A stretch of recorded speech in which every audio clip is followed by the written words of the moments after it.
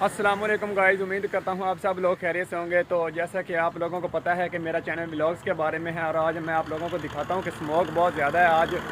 तो सुबह का वक्त है, तकरीबन 8:30 हो चुके हैं। तो इस वक्त भी स्मोक बहुत ज़्यादा है। आज तो आ चुकी है, लोग कह रहे हैं कि धुंध है, ये धुंध नहीं है, ये स्मोक है।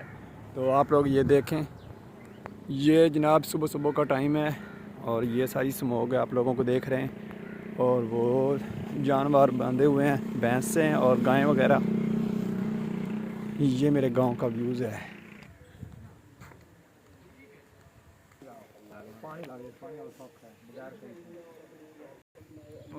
वैसे है बड़ी, है ना? नहीं इतनी ज्यादा नहीं। ये सारी स्मोक है, धुंध नहीं दी।